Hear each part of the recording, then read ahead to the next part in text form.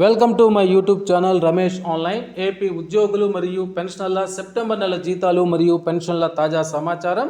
October 1 మధ్యాహ్నం 2:30 సమయానికైతే చూసే ముందుగా ఫ్రెండ్స్, మన ఛానల్లో అందరికీ జీతాలు మరియు పెన్షన్లు జమ అయ్యేంత వరకు ఎప్పటికప్పుడు తాజా సమాచారం అందుతూ ఉంటుంది. అటువంటి సమాచారం మీకు కావాల్సినట్లయితే వెంటనే మన ఛానల్ని సబ్స్క్రైబ్ చేసుకొని ఫాలో అవ్వండి. అదేవిధంగా వీడియో మీకు నచ్చినట్లయితే ఒక లైక్ చేసి మన మిత్రులందరికీ షేర్ చేస్తారని ఆశిస్తూ, ఇక్కడ మనం చూసినట్లయితే అనంతపురం ఎస్టీఓ పరిధిలోని ఇరిగేషన్ డిపార్ట్మెంట్ వారికి అయితే శాలరీస్ జమ అయినట్లు చూస్తున్నాం.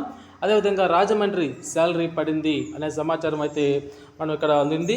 అదేవిధంగా water resource development salary is credited at 11 AM. ఈరోజు ఉదయం 11 గంటలకి వాటర్ రిసోర్స్ డెవలప్మెంట్ శాలరీస్ జమ అయినట్లయితే మనం చూస్తున్నాం.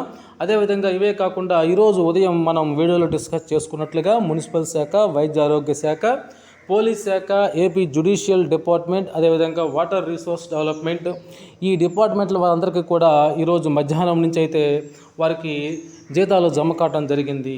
అదేవిధంగా మనం చూసినట్లయితే మరికొన్ని 1-2 డిపార్ట్మెంట్లకి ఇంకా కూడా వాళ్ళకి బ్యాచ్ నెంబర్లు అయితే ఉదయం నుంచి బ్యాచ్ నెంబర్లు అలాట్మెంట్ అయి ఉన్నాయి, కానీ వారికి ఇంతవరకు అయితే జీతాలు జమ కాలేదు. ఇక్కడ మనం చూస్తున్నాము.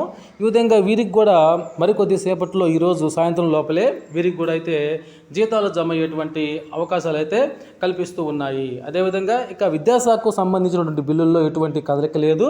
అవి వెయిటింగ్ ఫర్ ఫండ్ క్లియరెన్స్ దశనే చూపిస్తున్నాయి.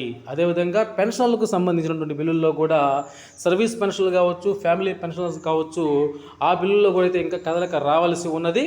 బహుశా అవి విద్యాశాఖకు సంబంధించిన బిల్లు అయితే ఈరోజు నైట్ నుంచి వారికి ఏమన్నా కదలిక వచ్చి వారికి బ్యాచ్ నెంబర్లు అలాట్మెంట్ కావచ్చు.